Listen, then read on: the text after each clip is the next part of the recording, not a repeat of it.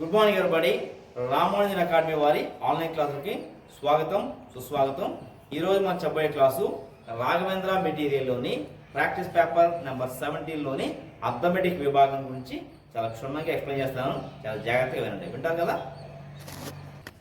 Okay. The sum of the devices of 6. Devices అంటే meaning ఏంటి? Divide చేసేది. Devices ఇంకోటి ఏమో ఫ్యాక్టర్స్ అంటే 6 యొక్క కారణాంకాల మొత్తం. Some of the factors of 6. 6 factors ఏంటి? ఒక 6, 2 3 6. ఫ్యాక్టర్స్ ఏంటి ఇక్కడ? 1 2 3 6. సమ్ అడిగారు. 1 + 2 + 3 + 6. 1 + 2 3, 3 + 3 6, 6 + 6 12. సో ఆప్షన్ బి అవుతుంది. దీన్ని ఇంకో పద్ధతిలో కూడా చేయొచ్చు. ఎలా అంటే 6ని నేను ప్రొడక్ట్ ఆఫ్ ప్రైమ్ ఫ్యాక్టర్గా రాసుకొచ్చేలాగా 2 ప్రధాన కారణాలకు అర్థంగా రాయొచ్చు. దీన్ని 2/1 అని రాయొచ్చు, దీన్ని 3/1 అని రాయొచ్చు. ఇక్కడ 1 ఉంది కదా, పైన ఘాతాంకాలు 1 + 1 వేసుకోండి ఇంటూ దీన్ని కూడా 1 + 1 వేసుకోండి. అప్పుడు 1 + 1 2, 1 + 1 2, 2 2 జా 4 ఫ్యాక్టర్స్. ఎన్ని ఫ్యాక్టర్స్ అడిగితే ఇలా చేయాలి. కారణాంకాలు మొత్తం అంటే ఇలా చేయాలి. 42 sum. 73 lakhs can be expressed in English number system. అంటే 73 lakhs ని ఇంగ్లీష్ నెంబర్ సిస్టమ్ అంటే ఏంటి? International number system. దాన్ని ఎలా రాయాలంటే ఆన్సర్ డైరెక్ట్ చెప్పేయచ్చు. దీని ఫస్ట్ రాయాలంటే ఈ నెంబర్ మీరు ఏం చేయాలి? ఇచ్చింది ఇండియన్ సిస్టమ్. ఇండియన్ సిస్టమ్ ముందు నెంబర్ వేసుకోండి. 73 lakhs ఈ విధంగా రాసుకోవచ్చు.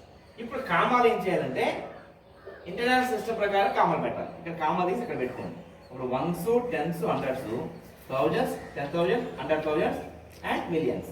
సో 7,300,000. ఆప్షన్ అవుతుంది డి అవుతుంది. సో దీని ఆప్షను డి, దీని ఆప్షను బి. అందరికి అర్థమైంది అనుకుంటా. సారీ చిల్డ్రన్, ఆప్షన్ సి అవుతుంది. Okay okay. 43. Which least positive integer should be added to 3,45,252 to become a multiple of 5? అంటే ఆ నెంబర్ చూసారా? 3 4 5 2 5 2. ఈ నెంబరు అంటే 3,45,252 అనే నెంబరు 5కు మల్టిపుల్ అవ్వాలంటే దీనికి ఎంత కలపాలి అన్నారు. ఇక్కడ గుర్తుపెట్టుకోండి, మల్టిపుల్కి 5 మల్టిపుల్ అవ్వాలంటే ఖచ్చితంగా చివరిని ఏముండాలి? 0 కానీ 5 కానీ ఉండాలి. 0 కానీ 5 కానీ ఉండాలి. కాబట్టి ఇక్కడ 2 ఉంది కాబట్టి దీనికి 3 కలిపాం అనుకోండి, మనకి ఎంత వస్తుంది? 5 5 2 5 4 3. సో 5 వచ్చింది. ఎంత కలిపి వచ్చింది? 3 కలిపితే వచ్చింది. సో ఆప్షన్ ఏమవుతుంది? డి అవుతుంది. మనకు అర్థమైందా? Writing 1000 as product of prime numbers. 1000 ని ప్రొడక్ట్ ఆఫ్ ప్రైమ్ ఫ్యాక్టర్స్ గా రాయాలి. ఎలా రాయాలో చూద్దాం. చూడండి, లెక్క ప్రకారం మనం ఎలా రాయాలంటే ఈ విధంగా చేయాలి. 0 2లో పోతుంది. 2 50 100, 2 500 1000, 2 250 500, 2 125 250, 5 5 10 5 25, 5 5 25. ఇక్కడ చూడండి, 2 × 2 × 2, 5 × 5 × 5, 3 5 3. సో ఆప్షన్ ఏమవుతుంది మనకి? డి అవుతుంది. Option D. 45 sum. The LCM and GCD of two numbers 8 and 48 are respectively. ఇక్కడ 8 సొల్యూషన్ ఏంటంటే 8 48 చేరక 8 కి 48 కి LCM and GCD find out చేయాలి. ఇక్కడ సింపుల్ లెక్క చెప్పచ్చు, చాలా ఈజీ చెప్పచ్చు. చూడండి, 8 48 ఉంది. ఇక్కడ 8 కి 48 మల్టిపుల్ అవుతుంది. 8 టేబుల్ పోతుంది. 8 6 48. కాబట్టి 48 కి 8 ఫ్యాక్టర్ అవుతుంది, 8 కి 48 మల్టిపుల్ అవుతుంది. కాబట్టి అందులో చిన్న నెంబర్ ఏమో హెచ్సిఎఫ్ అవుతుంది, పెద్ద నెంబరు ఎల్సిఎం అవుతుంది 48. సో ఫస్ట్ ఇక్కడ ఎల్సిఎం అడిగారు కాబట్టి 48 ముందు రావాలి, 8 తర్వాత రావాలి. అప్పుడు ఎంత అవుతుంది? ఆప్షన్ సి అవుతుంది. ఇది ఎల్సిఎం, ఇది హెచ్సిఎం, కాబట్టి ఆప్షన్ సి అవుతుంది. ఇదండి. అలాగే నెక్స్ట్ అరే 5/12, 7/12, 1/12 in descending order. Descending order అంటే అర్థం ఏంటి? అవరోహణ క్రమము. అంటే పెద్ద నెంబర్ చిన్న నెంబర్ దాకా రాయాలి. ఇక్కడ గుర్తుపెట్టుకోండి, ఇవి కింద హారాలు ఎలా ఉన్నాయి? డినామినేటర్స్ ఈక్వల్ గా ఉన్నాయి, 12, 12, 12. కింద సమానంగా ఉంటే పైన పెద్దది పెద్ద అవుతుంది, చిన్నది అవుతుంది. కాబట్టి పెద్ద నెంబర్ ఇది ఇక్కడ 7, 7 తర్వాత 5 తర్వాత 1. ఇది డిసెండింగ్ ఆర్డర్. సో 7/5 ఎక్కడ ఉంది? ఆప్షన్ సి లో ఉంది. సో 7/12, 5/12, 1/12. సో ఆప్షన్ సి అవుతుంది. ఈ విధంగా మనం ఐడెంటిఫై చేయాలి. ఓకే, చూడండి. How many 3/4s are there in 3? 3 లో ఎన్ని 3/4 ఉంటాయి? ఇక్కడ చూసుకోండి, 3/4 లో ఎన్ని కలిసి 3 వస్తున్నాను. దీని ఆన్సర్ ఎంత రావాలి? 3 రావాలి. ఫర్ ఎగ్జాంపుల్ 3/4 ఇక్కడ మొత్తం మనకి చూద్దాం ఒకసారి. 4 3/4 కావాలి. 4 క్యాన్సిల్ అయిపోతుంది. సో 3 వచ్చింది. సో ఆప్షన్ ఏమవుతుంది? ఇప్పుడు ఆప్షన్ బి అవుతుంది. 3/4 ఇంటూ 4. 4 3/4 అంటే 3/4 ఇంటూ 4 కాబట్టి క్యాన్సిల్ అయిపోయింది. ఇది ఈక్వల్ టు 3 అవుతుంది. కింద 4 కాబట్టి 4 క్యాన్సిల్ అయిపోవాలి కాబట్టి ఇంటూ 4 చేయాలి. సో ఆప్షన్ ఎంత అవుతుంది? బి అవుతుంది.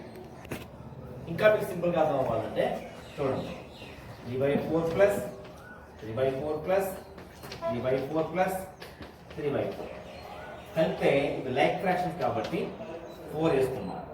1 2 3 4 4 3 12, 4 1 4.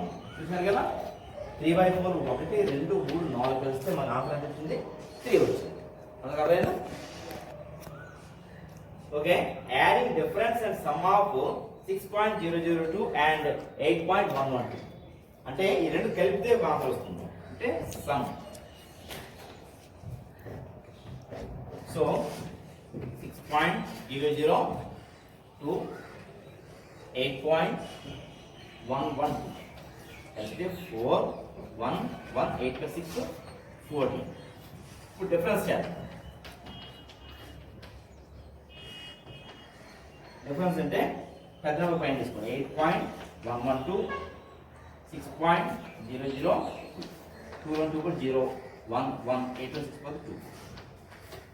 ఇప్పుడు ఏం చేయమని ఇక్కడ డిఫరెన్స్ సమ్ కట్టాం, డిఫరెన్స్ కట్టాం, రెండు యాడింగ్ చేయాలి. చేస్తే 14.114 2.110 యాడింగ్ చేస్తే 4 2 2 6 1 16.4 వచ్చింది. ఇక మనకి ఆప్షన్లో మనకి లేదు. సో ఈ క్వశ్చన్కి మీరు యాడ్ మార్క్ వేసుకోవాలి. Add mark. Okay, 49th sum. Ravi started on May 13th at 11:55 a.m. and reached Coimbatore on May 15th at 9:30 a.m. His journey hours. అంటే రవి అనేవాడు ఇప్పుడు స్టార్ట్ అయ్యాడు 11:55 స్టార్ట్ అయ్యి ట్రైన్లో కోయంబత్తూరు ఎప్పుడు చేరాడు? మే 15th 9:30 చేరాడు. అంటే మే 13 నుంచి మే 15 దాకా 2 days పట్టింది.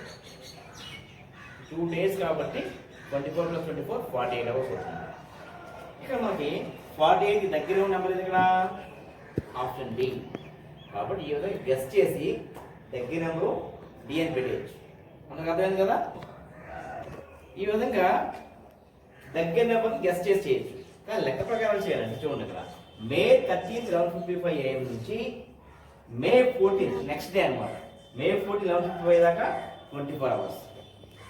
అలాగే మే 13 11:55 నుంచి మే 15 9:30 వరకు మనం గడియారంలో చూసుకొని కౌంట్ చేసుకుంటే మనకి 21 hours 35 minutes వస్తుంది. ఇది ఫస్ట్ డే, సెకండ్ డే. ఈ రెండు కలిపి మనకు వచ్చే ఆన్సర్ 45 hours 35 minutes.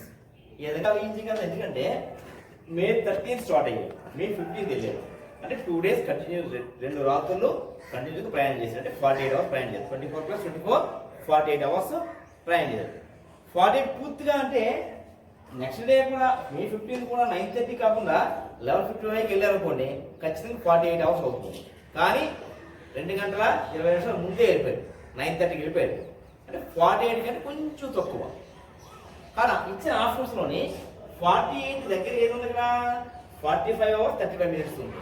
సో ఖచ్చితంగా లెక్క చేయకుండా దీన్ని మనం ఆన్సర్ గెస్ చేయవచ్చు. సో ఆన్సర్ ఏమవుతుంది, ఆప్షన్ డి అవుతుంది. అందుకు అర్థమైందనుకుంటా. Okay, if a man reach adjacent village in 40 minutes at a speed of 6 km/h, what is the distance? ఇక్కడ ఒక మనిషి ఏం చేశాడంటే తన పక్కన విలేజ్ గ్రామానికి 40 నిమిషాల్లో వెళ్ళాడు, 40 minutes లో వెళ్ళాడు. ఎంత స్పీడ్తో వెళ్ళాడు? గంటకి 6 కిలోమీటర్స్ వెళ్ళాడు. కాబట్టి ఇక్కడ డిస్టెన్స్ ఫైండ్ అవుట్ చేయాలి. డిస్టెన్స్ ఫార్ములా ఏంటి? Distance is equal to speed into time. ఇక్కడ స్పీడ్ ఎంత మనకి 6 km/h, టైము 40 minutes. గుర్తుపెట్టుకోండి, డైరెక్ట్ గా మల్టిప్లై చేయకూడదు. ఇక km/h స్పీడ్ ఉంది కాబట్టి ఇది కూడా ఎలా ఉండాలి, టైము అవర్స్ లో ఉండాలి. సో 40 minutes అంటే మనకి ఇక్కడ 60 minutes is equal to 1 hour. అంటే మినిట్స్ అవసరం మాత్రం ఏం చేయాలి, 12తో 60తో డివైడ్ చేయాలి. అవునా? అలాగే ఇక్కడ 40 ఏం రాయొచ్చు, 40/60 అని రాయొచ్చు. అప్పుడు ఏముంది, 6 × 40/60. దీన్ని క్యాన్సిల్ చేస్తే 20, 40, 23 ఒకటిలో 3 రెళ్ళు, 2 రెళ్ళు 4 kilometers అవుతుంది. టోటల్ డిస్టెన్స్ 4 kilometers అవుతుంది. గుర్తుపెట్టుకోండి, ఇక్కడ స్పీడ్ km/h లో ఉంటే టైం కూడా అవర్స్ లోనే ఉండాలి. సెకండ్స్ లో ఇచ్చినా మినిట్స్ లో ఇచ్చినా సరే అవర్స్ లో మార్చుకోవాలి. అంతకు అర్థమైందా? How much percentage is 3% of 5%? అంటే 5% లో 3% ఎంత శాతం అడిగింది ఇక్కడ. ఇక్కడ మనం ఏ విధంగా చేయాలి చూడండి. So how much percentage is 3% of 5%? 5% లో 3% ఎంత శాతం అన్నాడు. అప్పుడు ఏం చేయాలి, దేని బట్టి 3% అడిగాడు. సో దాన్ని 5 వేసుకోవాలి. 3/5. దీన్ని ఏం చేయాలి, ఇప్పుడు మాత్రం 100తో మల్టిప్లై చేయాలి. 5 ఒకటిలో 5 20లో ఉండాలి. 23 60%. ఈ విధంగా చాలా ఈజీగా చేయాలి. Okay, 50. By selling 20 books for 400 rupees, we get a profit 200 rupees. What is the cost of each book? అంటే ఇక్కడ 20 బుక్స్ ని 1200 రూపీస్ అమ్మితే ఎంత లాభం వచ్చింది, 200 రూపీస్ లాభం వచ్చింది. అయితే what is the cost of each book? ఒక్కొక్క బుక్ కాస్ట్ ఎంత అని అడిగారు. కాస్ట్ అంటే కాస్ట్ ప్రైస్. సో ఇక్కడ మనం ఎలా ఫైండ్ అవుట్ చేయాలంటే సొల్యూషన్ ఇక్కడ 1200 రూపీస్ అమ్మారు అంటే ఎస్పీ. ఎంత లాభం వచ్చింది, ప్రాఫిట్ 200 రూపీస్ వచ్చింది. దాన్ని మనం తీసేసినట్లయితే 1000 రూపీస్ కాస్ట్ ప్రైస్ అవుతుంది. అంటే 1200 రూపీస్ అమ్మే కాబట్టి 200 రూపాయలు లాభం వచ్చింది. ఆ లాభాన్ని తీసేస్తే మనకి వస్తుంది, కొన్న వేల వస్తుంది. అంటే 20 బుక్స్ కొన్న వేల ఎంత అంటే 20 బుక్స్ ని అమ్మిన వేల 1200. అదే 20 బుక్స్ ని కొన్న ధర 1000 రూపీస్. సో 20 బుక్స్ 1000 రూపీస్ అయితే ఒక బుక్ కాస్ట్ ఎంత? అప్పుడు ఏం చేయాలి, 1000/20. 0 0 క్యాన్సిల్, 250 100. సో ఎంత అవుతుంది ఒక బుక్ కాస్ట్? 50 రూపీస్ అవుతుంది. అందుకు అర్థమైందా? సో మనకి ఏంటి, ఆప్షన్ డి అవుతుంది.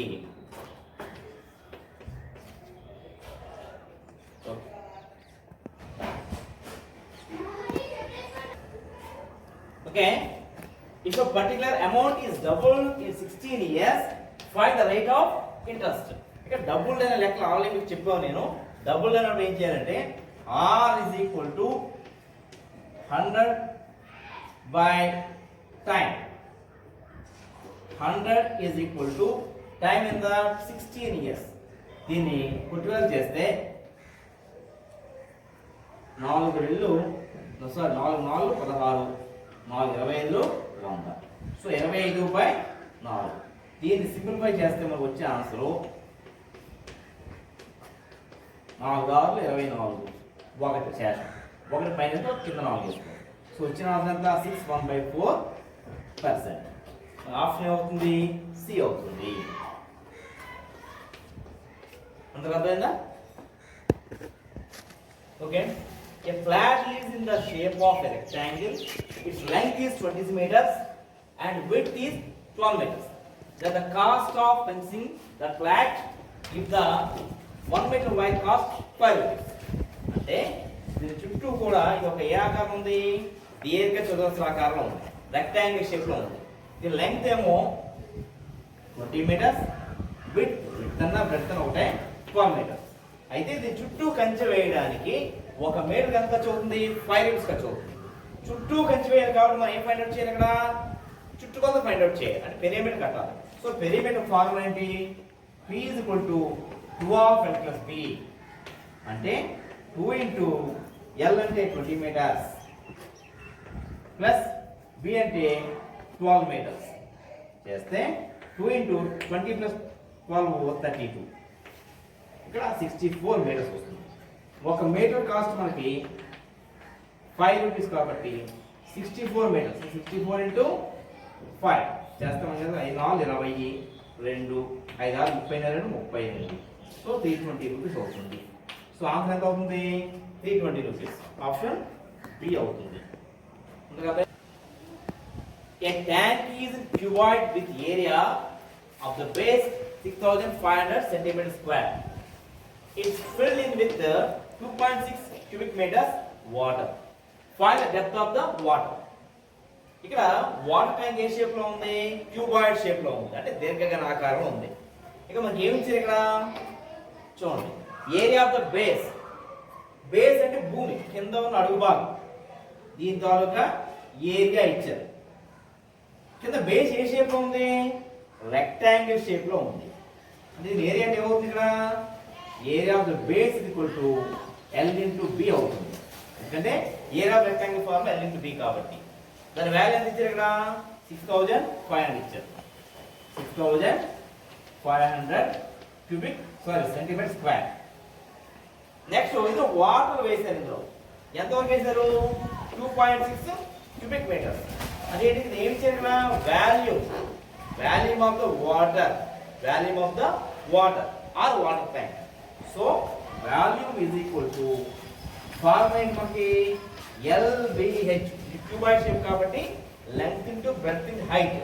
దీని వాల్యూ ఎంత ఇచ్చారు? ఇక్కడ 2.6 క్యూబిక్ మీటర్స్. కానీ ఇందులో మనకి ఏం తెలుసు? LB వాల్యూ తెలుసు. అంటే LB వాల్యూ ఎంత? 6500 centimetre square into height is equal to 2.6 cubic meters.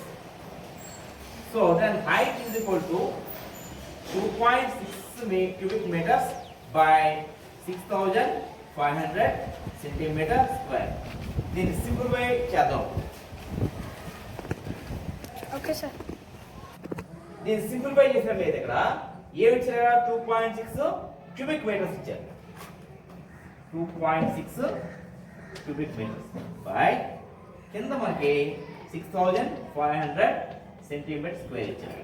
ఇక మీరు గమనించినట్లయితే పైన మీటర్స్ ఉంది, కింద సెంటీమీటర్స్ ఉంది.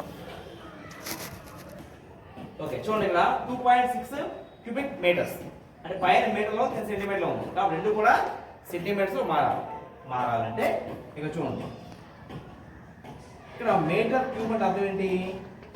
Metre into metre into metre అంటే ఒక మీటర్ సెంటీమీటర్ వెళ్ళి 100 అంటే 100 ఇంటూ 100 ఇంటూ 100.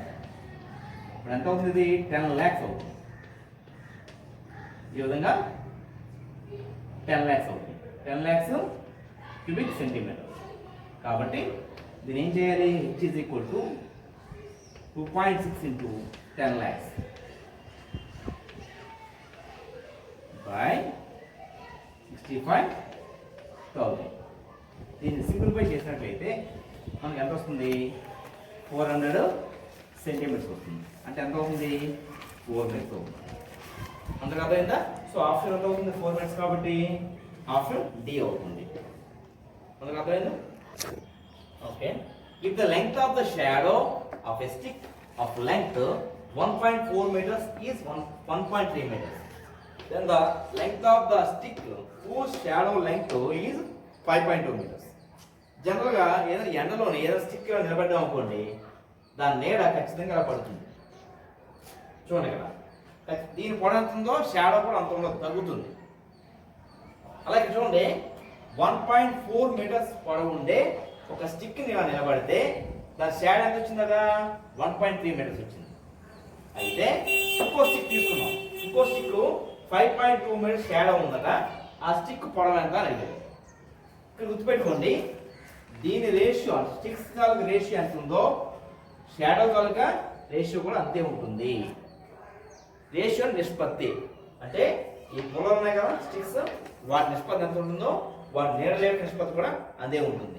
కాబట్టి ఈ స్టిక్ని ఏమనుకున్నారంటే ఎక్స్ అనుకోండి. 1.4 ఒక స్టిక్ని ఎక్స్ అనుకోండి. అనుకుంటే అప్పుడు ఏమవుతుంది? 1.4 is to X is equal to, ఇది స్టిక్స్ నిష్పత్తి అనమాట, రేషియో ఆఫ్ స్టిక్స్.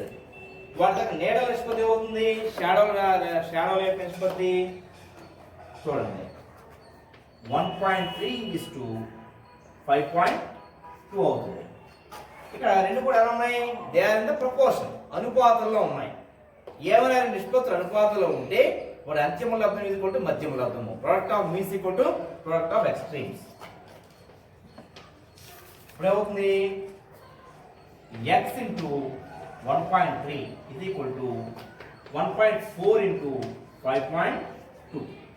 ఇక్కడ x వాల్యూ ఫైండ్ అవుట్ చేయాలి కాబట్టి 1.4 into 5.2 బై ఇక్కడ 1.3 ఏం చేస్తుంది? x ని మల్టిప్లై చేస్తుంది, ఆపోజిట్ సైడ్ డివైడ్ చేస్తుంది. 1.3 13 1 13 4 14 4 ఏమవుతుంది? 56 అవుతుంది. 5.6 అవుతుంది. సో మనకు ఆప్షన్ ఏమవుతుంది? ఇక్కడ ఆప్షన్ బి అవుతుంది. అంతకు అర్థం ఏందనుకుంటా? ఓకే. యావరేజ్ ఆఫ్ 1/2 అండ్ 1/3, ఈ 2 ఫ్రాక్షన్ యావరేజ్ కట్టాలి. సో మనకి యావరేజ్ ఫార్ములా ఏంటి? Average is equal to sum by number. అంటే సమ్ అంటే ఈ రెండు ఫ్రాక్షన్ కలపాలి. 1/2 ప్లస్ 1/3 బై ఎన్ని ఫ్రాక్షన్స్ ఇవి? 2 ఫ్రాక్షన్ అంటే బై 2. దీన్ని చేస్తే ఈ కలిపి ఎంత వస్తుంది? 2 + 3 5/2 × 3 6.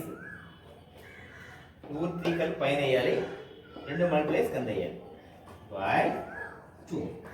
2 కెన్ బి రిటన్ యాస్ 2/1. ఈ ఫ్రాక్షన్ ఏమవుతుంది? 5/6 ఇంటూ 1/2. ఫ్రాక్షన్ తెరపడము, అప్పుడు ఏమొస్తుంది? 5/6 12. 5/12 మనకు వచ్చిన ఆన్సర్ ఆప్షన్ బి అవుతుంది. ఇక్కడ చూడండి, 55 సమ్ము అలాగే 58 సమ్ము సేమ్ సమ్ ఉంది కాబట్టి ఇది మళ్ళీ రెండోసారి ఎక్స్ప్లెయిన్ చేయడం లేదు. ఓకేనా? outer measures of lidless box are LBH respectively. If its thickness is T for thickness, then inner measures of the box. అంటే చూడండి, ఇక్కడ మీకు ఎగ్జాంపుల్ చూపించాను చూసారా? ఈ పైన మూతలేని పెట్టి అన్నమాట. ఈ మూతలేని పెట్టికి చూడండి, ఇది మనకి లెంగ్త్ అవుతుంది, అవుటర్ లెంగ్త్. ఇదేమవుతుంది? ఇన్నర్ లెంగ్త్ అవుతుంది.